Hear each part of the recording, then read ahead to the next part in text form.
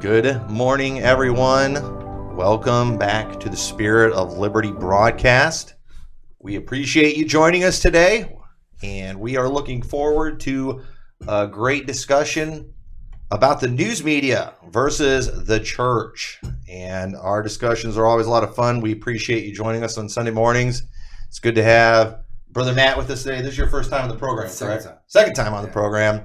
And notice, looks a little bit different in here. Brother Matt did some painting in here last night, making it look much better. Appreciate that very much. But we do appreciate you joining us today. Make sure you spread the word about this. And we're going to have a great show. And just a little bit of preview, though, for the next weeks. So hopefully, I haven't got it confirmed yet, but next week we're planning on doing the movie premiere of The Atheist Religion by Brother Matt Powell. We're going to be doing that during our evening service. So I haven't got it confirmed yet, but I'm hoping we're going to be able to have Brother Matt on the show next Sunday morning. I thought that would be a lot of fun. I would kind of like to have a discussion with him about just dealing with all the hatred from the atheists, because I think he's doing a good job, reaching a lot of people in the atheist community. But most of what he gets back from them is just hate and insanity. And, that's got to get a little old dealing with that, because Matt Powell, he's a pretty cool guy. He keeps his cool. You don't see him like freaking out and stuff like that. And it's like, how do you remain poised and like that when you're dealing with rabid lunatics, which is what he deals with most of the time. Just throwing out the most random thing you can possibly throw out. And right. Still not freak out at and just and I struggled myself dealing with arrogant people, and then when you have an atheists are always so stinking arrogant, and even when you got guys like that Aaron Ra guy that looks like somebody found him in a homeless shelter, how does a guy like that arrogant? But yet he's arrogant. You say homeless shelter, I say it's a basement dweller. Basement dweller. I'm thinking something straight out of a horror movie, man. Yeah. Yeah, he reminds me of someone crawling up out of a well. Yeah, but so that's got to be interesting. I think that would be a fun discussion. And then the week after that, Pastor Grayson Fritz is going to be here he's going to be here the night before for our Christmas dinner, and then preaching that Sunday. So we'll make sure we have him on the program that Sunday morning, and it'll be good for. What I think I want to talk with him about. Because most of these discussions we do, they're not always real serious. They're not always real deep doctrinally. They're for fun. I think it'd be fun to talk about churches in the South. The Southern culture in church. And everybody knows that's a subject near and dear to my heart. And so I thought it'd be fun talking with him about that. But and I don't want to just make fun. But at the same time, we have to admit, us folks up here in the North, we look at some of that stuff in the South and we're like, that's kind of weird. And Pastor Fritz, he's from the South. He doesn't act like that, but he does have a lot of good Southern one-liners, though, that, we've often talked about how they're better at just, laying down the insults and good one-liner. Any good one-liner I ever have, I stole from a Southern preacher. Just mark it down. I stole it from a Southern preacher. But anyway, let's go ahead and get on our subject for the day. But before we do that, before we do our preacher clip of the week too, let's talk a little yesterday's glory days. So you guys, I wasn't able to go. My wife just had a baby this week, and mother and baby doing well. They're at home today. Excited about Hannah Grace, and she's 4 days old now. I think today's day 4. So 4th day. So very, very excited there. But you guys went to Chicago and did some soul winning. Any stories from Chicago yesterday?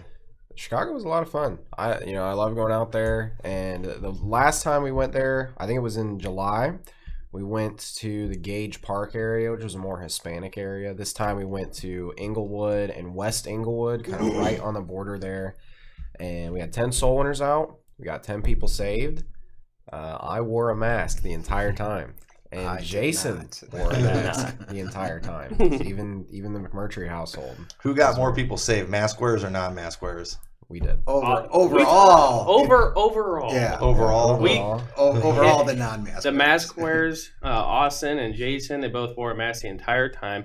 They got 3 people saved. But me and Brother Brad, we did not wear a mask, and we had a total of 3 people saved. But who else was wearing a mask? That kind of like, was there somebody else that was wearing a Hugo mask? wasn't. He got one. I wasn't. I got two. So I think I think not wearing a mask was more beneficial. Here's in the long run.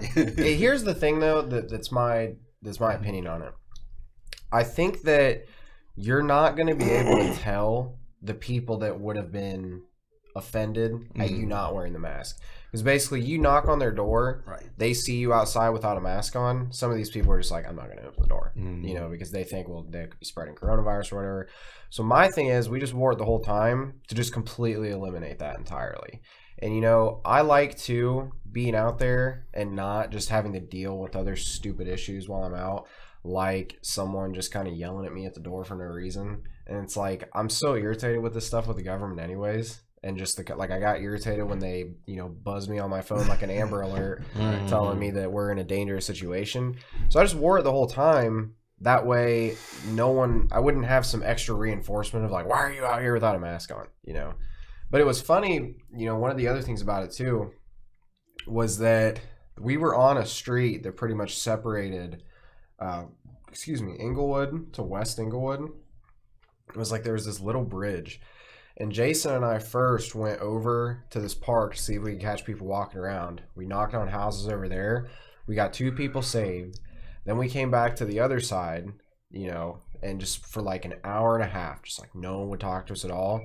And then the last like 30 minutes, we went back over to the other side and got someone saved again. It's like we should have just stayed over there the whole time, But it was nice. I mean, the thing is, like, people talk about how these areas are really rough, and we'll get into this a little bit later in the show in terms of just the news media kind of controlling the people. Everyone was so nice to us out there. I didn't get a funny look one time. The people, when they got saved, were actually appreciative. Like, usually it's just kind of like, hey, you got saved, and, cool, see you later. But this was like, these people were thankful that we were there. They appreciated the fact that we came to it. That was my experience anyways. And, that always feels really good. When when you can tell they completely understand what you just did for them, they're thankful for it.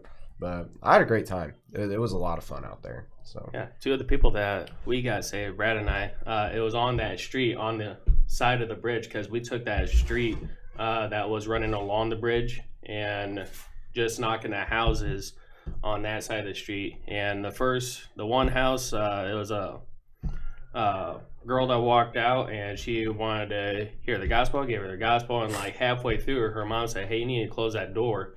And she was just like, yeah. And I said, what, is there a problem? I didn't hear what the mom was saying, but she just walked out and said, no, she wanted me to close the door, but I really want to hear this. And that was encouraging to hear. Yeah. And she got saved. That was great. And then it was like the next house or so down, Brad knocked the door, and a little girl answered. He said, hey, is your mom here? She was. She's like, no, she's in the shower. She's like, okay, well, close the door, but hey, do you want to hear this real quick?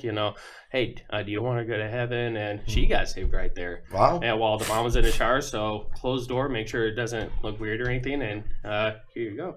Right. Nice. Weather was pretty good yesterday too. I was expecting it to be a lot colder when we planned this whole thing, but this has been a great November so far. Yeah, now we closed out all our soul winning marathons, so now now winter can come. So yeah, but one other thing that happened too is I made the Facebook post as soon as we were done, and then we actually found a restaurant. They didn't let us dine in, but they let me walk in and get the food and everything. It was this chicken restaurant.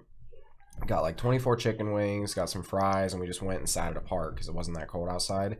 And these 4 kids see us from like a quarter of a mile away and just like yell out like, hey, you got chicken? They they're kind of like, it was funny. There was one kid on a bike that was kind of leading the race. Then all the rest of them were kind of like, moseying around like buzzards waiting whether or not they could get any. So this kid comes up and he's like, hey, can I have a chicken wing? We're like, go for it, man. And then all the rest of them just come running up for the chicken. And Brother Brad stepped out and tried to get them the gospel, and he stops them, and the oldest one, which wasn't the one that came up on the bike, but he just kind of like stepped away, and so it's just these 3 here, and he's like giving them the gospel, and they like they were just not interested at all. They like kind of listened, and the youngest one was interested, but it was one of those situations where all the older kids didn't care and were kind of scoffing at us, so he was like trying to be cool and fit in. But no, those kids were totally just trying to scam us. They came over, they got the chicken, and then this guy pulls out this, foreign currency that's totally fake. Like, here, you can take this like currency exchange. Just give me a couple bucks for it. Like, totally trying to scam us, take advantage of us. But hey, they got the chicken, they got the gospel. The blood's off our hands now. It's their responsibility. If you couldn't win them over with chicken. Yeah, well, we only had 2 chicken wings left by the time they came. Yeah. So if we had a bunch more, then maybe. It wasn't like they came and took our entire lunch, but right. Wow. And I do have a yesterday's glory days story real quick. Just got I don't know when I'll be back on, but Mike and I were on Halstead at a bus stop talking to a guy, and he was receptive, hearing the gospel, and was going through, and we were getting towards the end, and I knew the bus had to be coming soon, so I had one eye on him and one eye down the street, and I saw the bus coming, and I got through my questions, and I asked him if he wanted to pray, and so I was keeping an eye on the bus, watching the bus come, but literally, like, as the bus was pulling up, we had finished the prayer, said congratulations and all of that, but literally was a total time crunch of watching that bus. Like, okay, I'm almost done with the prayer. It looks like it's stopping at that next block because it was on Halstead, so it was like every other block it was stopping. So worked out perfectly time wise. But good. That's actually a good tip right there. Is be aware of what's like happening with the person you're talking to. If stuff's going on and you can tell you're in a crunch for time, make sure you realize that. I've seen some people where they're talking with stuff and there's like stuff going on in the background. You can tell they're distracted, and it's like, be sensitive of what's going on. Right.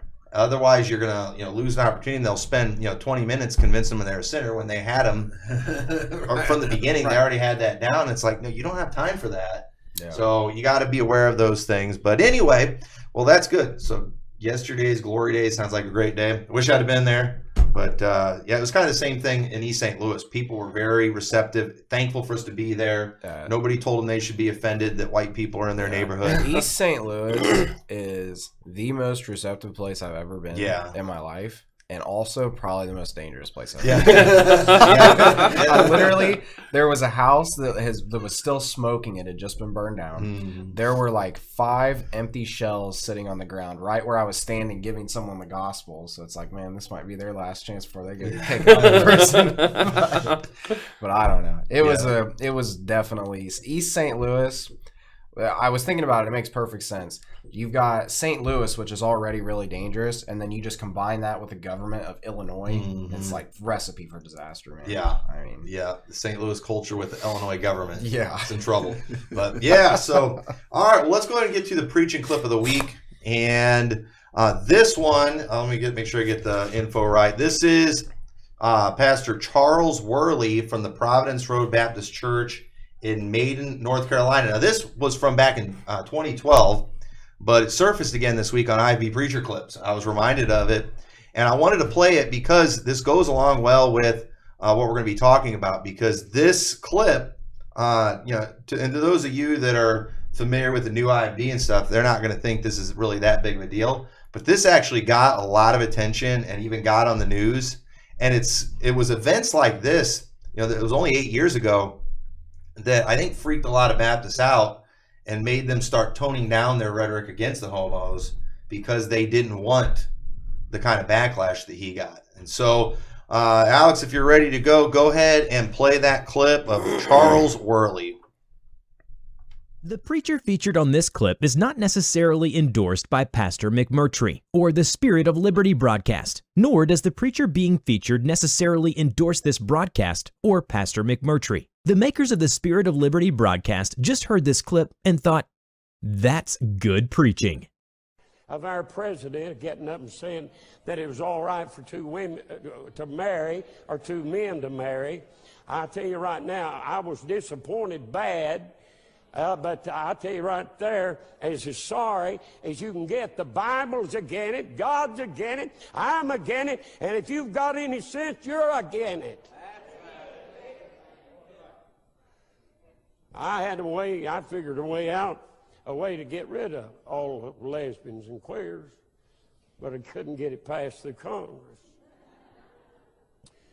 Build a great big large fence, 150 or 100 mile long, put all the lesbians in there, fly over and drop some food. Do the same thing with the queers and the homosexuals, and have that fence electrified till they can't get out. Feed them, and you know what? In a few years they'll die out. Do you know why? They can't reproduce.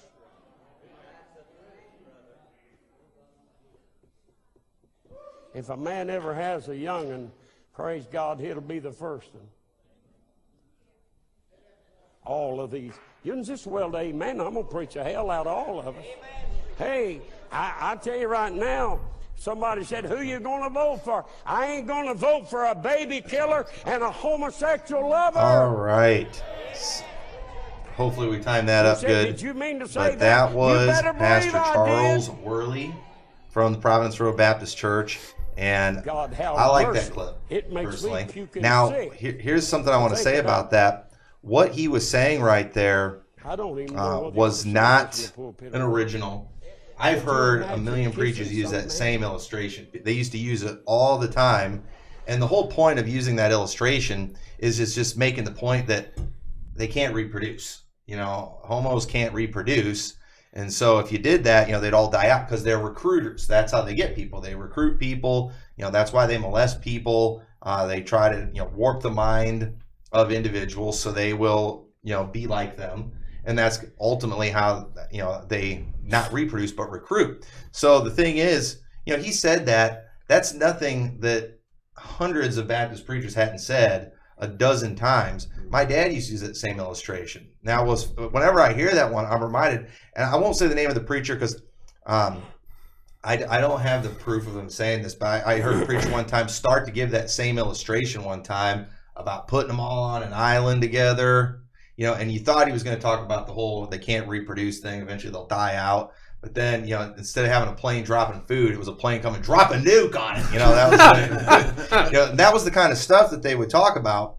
But the thing is, he got hammered pretty good, and because of that, it freaked a lot of people out. And I think a lot of people try to be a lot more careful about what they say because they fear that negative news media attention. So before though, I do want to mention how many liked our disclaimer that we put at the beginning? Was that cool? All right, It's pretty great. and I got to put this disclaimer too because this is for all the you know, police, the doctrinal police, the statement of faith police.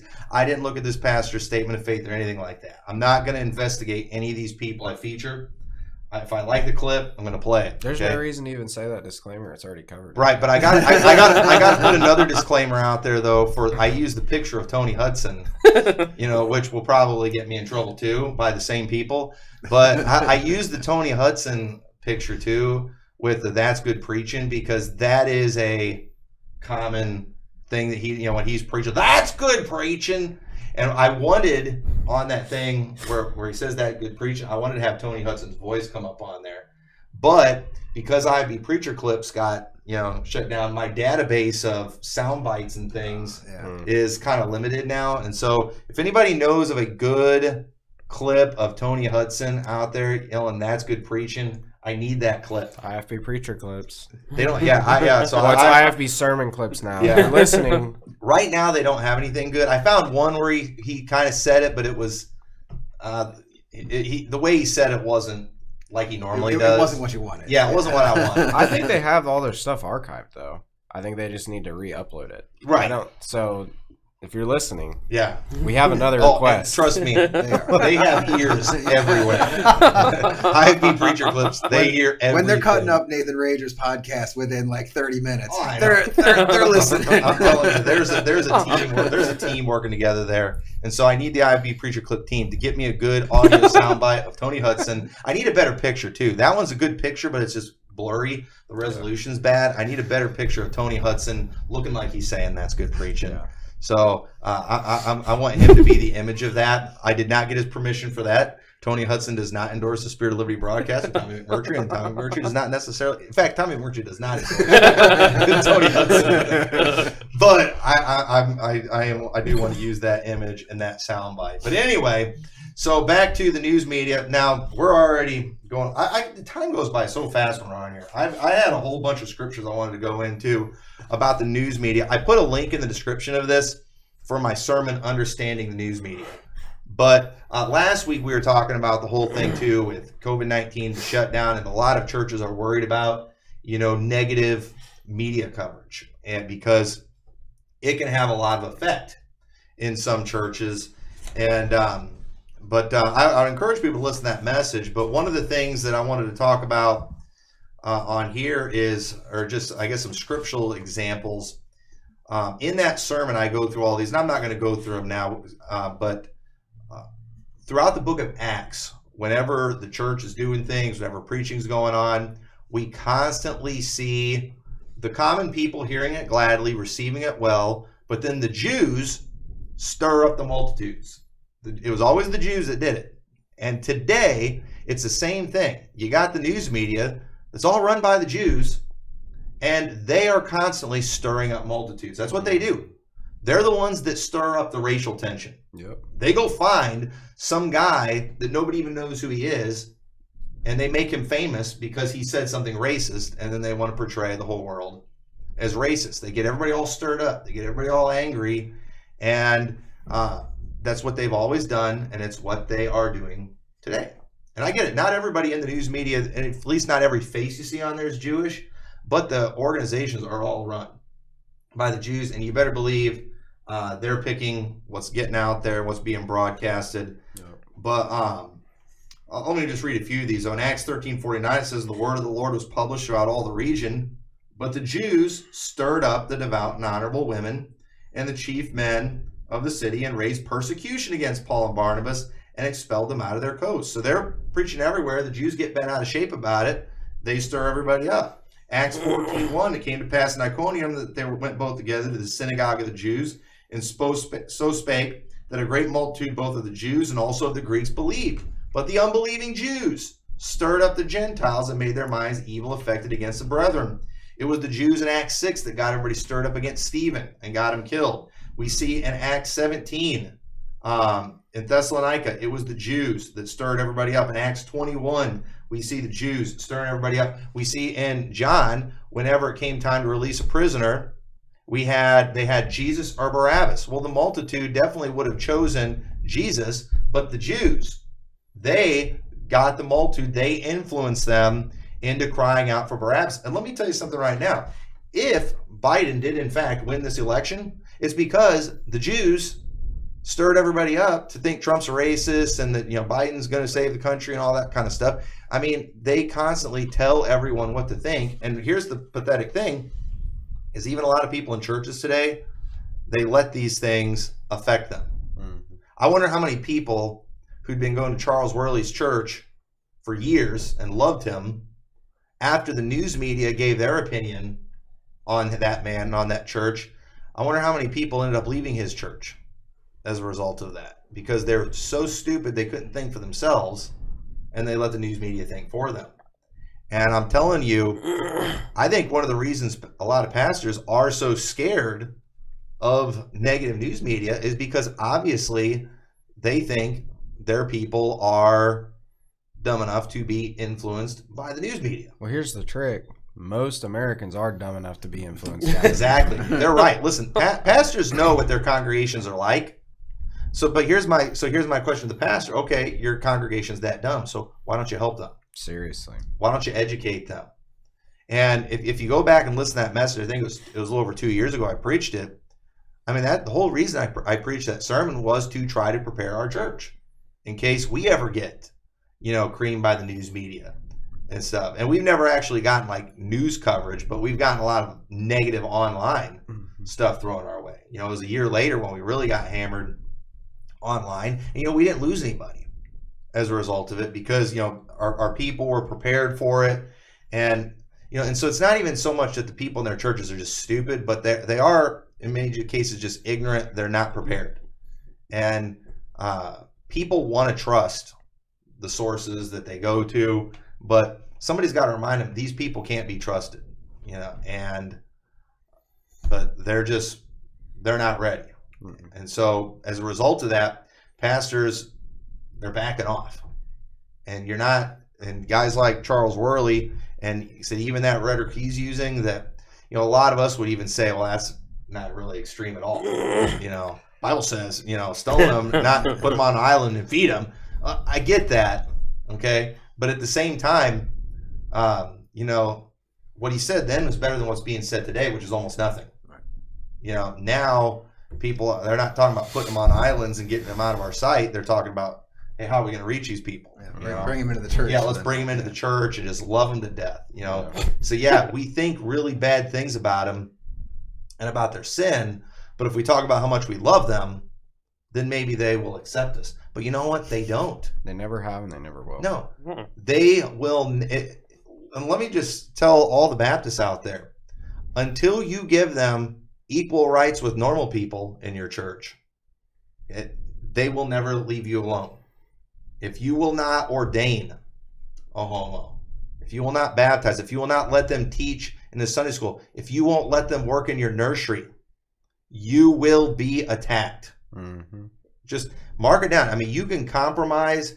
Even Ben Shetler, who's one of the most homo-friendly guys I've ever seen in my life, he was. Did you guys ever watch that discussion or debate he did with that Shannon Queer lady? I mean, the one where she strapped destroyed up to a him pole and lit on fire. Yeah, dude. And the thing is, he was practically crying. Oh yeah. He was trying so hard to be loving. I mean, he hated that this woman, who is an atheist, she's not a homo, but she is super pro-homo. Yeah. She's a full-blown atheist, and you could just see his face the whole time. He's almost in tears that she is upset with his beliefs that are so weak that just because he thinks it's a sin to not even be a homo, but to commit to do homosexual acts. He was even like talking about how he'd be okay with civil unions. Yeah, you can't compromise enough for these people. They are implacable. There's no way. So, but that's where the thing is, a lot of Baptists today are taking unbiblical positions when it comes to the homos, trying to avoid being hated, and it's not going to work. Mm-hmm. Okay? It's not going to work. So you might as well just get up and tell your people the truth. Seriously. Why compromise, honestly? I mean, you can look at the Bible and see what the Bible says. Mm-hmm. You don't have to, it's not even hard to. It's not like it's an Old Testament that says this, but the New Testament doesn't. It's all over the New Testament too, specifically referencing back to the things that God said in the Old Testament in 2 Peter chapter 2 and in the book of Jude, and Jesus referencing things, and it's just all over the place. But, every single time that you compromise on something that the Bible just clearly says, you're going to be getting negative feedback, not only from people on the outside, but then you're also going to get negative feedback from people on the inside. Mm-hmm. Whenever you can accept that all the people on the outside are going to hate you no matter what, then you're going to be a lot more successful. You're not going to be worried so much about pleasing them. Mm-hmm. You're never going to be able to please the atheist community. You're never going to be able to please any of these different religions or any of these different activist groups. Just preach the Bible. Right. Mm-hmm. Yeah. And so that's the thing is, what everybody needs to decide, what every pastor just needs to decide is, are you going to preach with conviction on this, or are you going to compromise? Because I don't really believe, now some of the trendies I believe it, but most IFB preachers, I don't think they're comfortable with homo sitting in their service. No, there's no way. I don't think they want that. If 10 years they were preaching stuff even close to what that guy preached in the sermon clip today, there's no way they've just wiped their minds clean of everything they said 10 years ago, and now they're just cool with it. Yeah, I mean, do you think any old IFB preacher wants two dudes that are married together to come sit in their service? Oh, we want to preach in the gospel and, hope they get saved and turn from that sin. I'm sorry. Okay, fine. I get it. You're not convinced in the reprobate doctrine and stuff, but are you really comfortable with that? Because what if they want to keep coming and not get saved? And the thing is, most Baptists, they don't want them there. That's all there is to it. And so they have that. So the thing is, they have a policy that they are allowed to come because we want to preach to them, blah, blah, blah, because that sounds good. But at the end of the day, they have that policy because they know it's very unlikely that they will. You know, they know that, but one of these days, one's just going to try, just to be stubborn, is going to come and, you know, take you up on that. And he's going to attend your church, and then he's going to start pushing. You know, he's going to want to stay for the potluck. And he's going to be really faithful. Yeah, he's going to be involved. He might even start giving his offering. He might want to sing in the choir. Yeah. You know, how far are you going to let this go? Yeah. And I remembered even asking when I first got saved, I remember the whole issue of, you know, the homos came up, and I was talking with my mother-in-law, and they explained, you know, like it was just a common, you know, like, of course this is the way it is. They said something to me along the lines of, well, yeah, you know, we think that they can get saved, but we won't baptize them. We won't, you know, let them join the church. And I'm thinking, why? That doesn't even make sense. You know, if you think that you can get them saved, why don't you think that it's okay to do the whole rest of the Great Commission? Because deep down in their hearts, I think they are convinced of the reprobate doctrine. I think they know it. You just get so much negative feedback for saying it. My wife, who when I first tried to explain to her the reprobate doctrine, was vehemently against it. Told me a story, because that same conversation I asked about, well, why not? And just kind of explaining it. And she's like, well, there was one guy, I went to this like youth camp, and he was a homo, and he got saved, you know, but then after a while, he just kind of completely fell out of it, wanted nothing to do with it, and today he's an atheist and he hates God. Basically, like, I reject the reprobate doctrine, but I've never seen myself a homo get saved, and the one time there was, he just kind of rejected it entirely and left. Right. Well, I heard, you know, Pastor Keith Gomez say one time, you know, because I don't think he doesn't take the position that they can't get saved, but he said in all of his years of ministry, he's never seen one turn from that. So it's like, you know, I mean, he's got a lot of years in this thing, and he hasn't even seen it. Maybe it's, you know, same reason you haven't seen pigs fly. That's what I think. Hey, naturally, you have to get taught that it's okay. You know, you have to get taught to accept them. You have to get taught to that these people, you know, they can get saved. The natural person is appalled by it. Just instinctively, they don't want to be around it. They don't want it to be around them. And like, the person that thinks that, well, they could get saved, but they're never going to be okay with it. They're never going to be okay with just getting too close with it, because it's still that instinctive feeling that, you know, this is wrong. There's something wrong with this person, but I have to be loving. I have to be a Christian. No, you don't. You were just taught that you have to, and it was wrong. You listen to your gut feeling on that one. Right. Yeah. And so at the end of the day, you know, whenever you're thinking about your position on this, you know, I think a lot of people need to admit they're trying to be liked somewhat.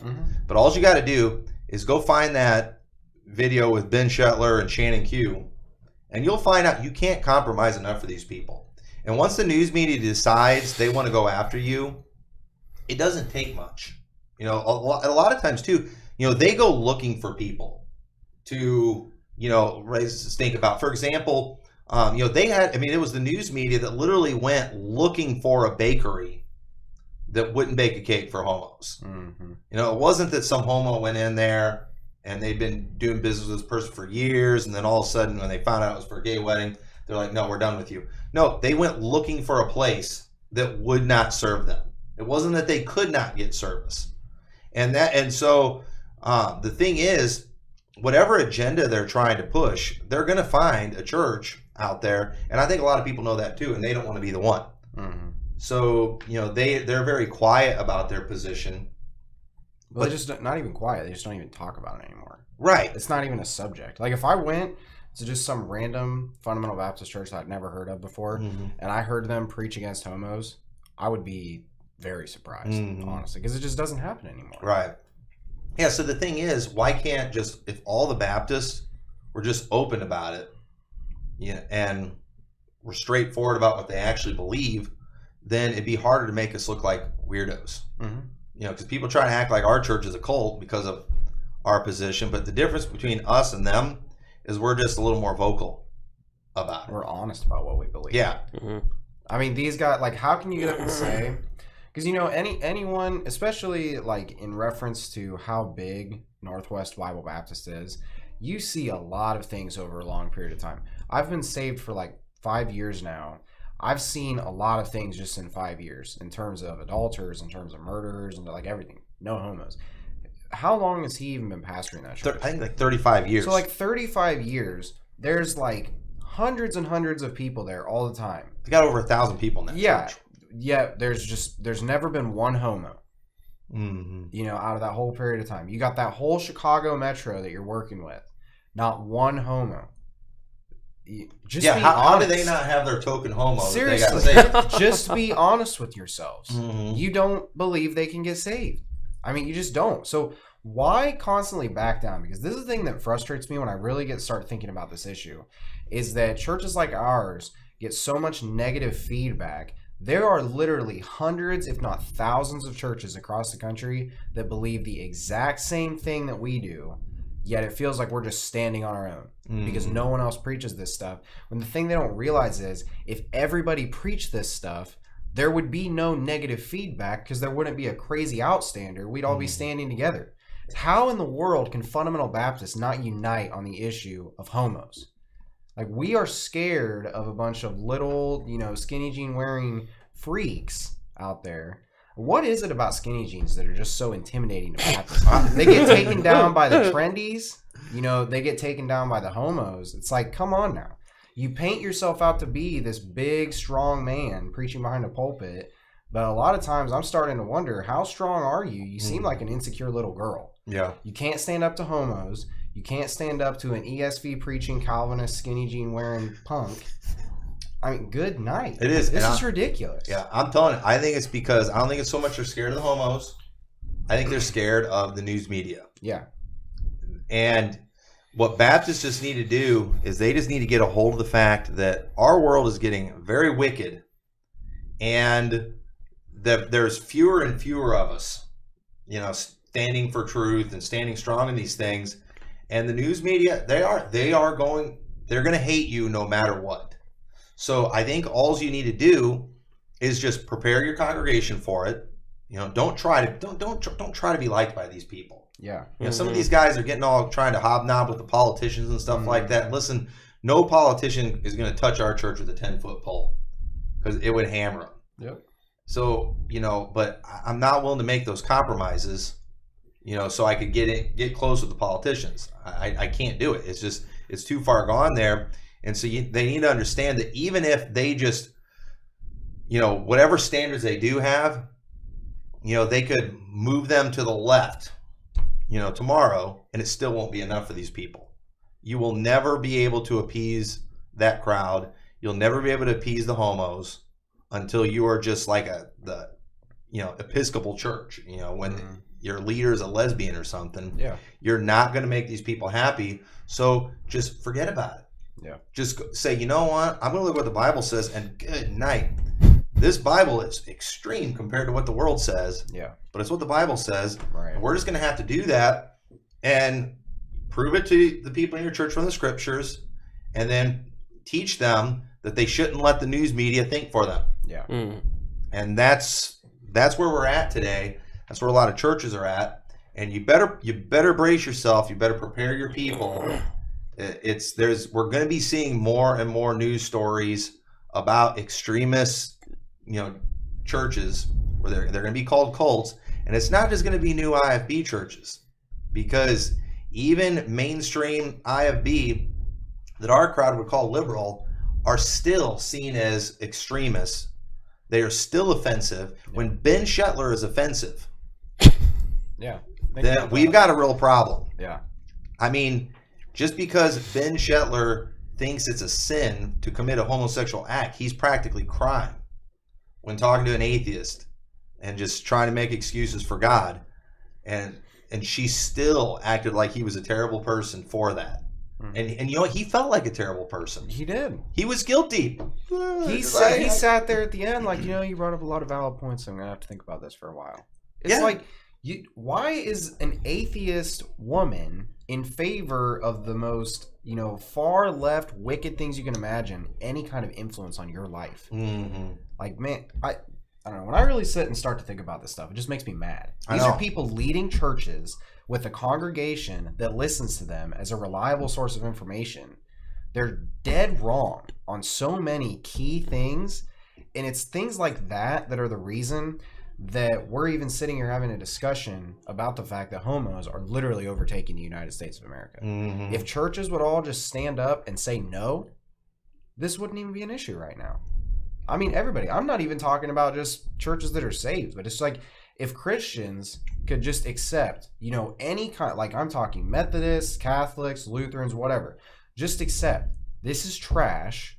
This is what the Bible says on the issue. Mm-hmm. This would not be a problem in our country right now. Right. But no one can accept this stuff at all. And I don't think they ever will. I mean, it's gone. So my question is, now they're laying the foundations for pedophilia. Are you going to accept that? Or with like the preaching that we're hearing about homos right now, like love them, bring them in the church, give them a Sunday school class. Are you going to say that about pedophiles in 20, 30 years? Hey, pretty soon. It's not going to be 20 or 30 years. Yeah, no, it won't. Pretty soon, the Catholic Church is going to be hammered for not letting lesbian women be a priest. Yeah. And so the thing is, they will never be satisfied. Never. So you might as well just, stick with the truth. Just don't compromise at all. Yeah, you can't satisfy. There's no reason to compromise in this area. None.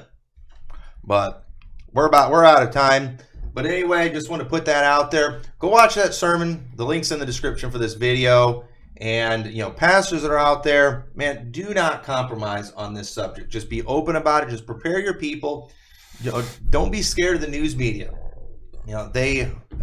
You're letting the fear of them stop you from reaching your potential and to reach as many people as you could. Don't let them influence you. This is exactly the same thing that was going on in the book of Acts. Yep. It's the Jews stirring up the multitudes. Mm-hmm. That's all there is to it.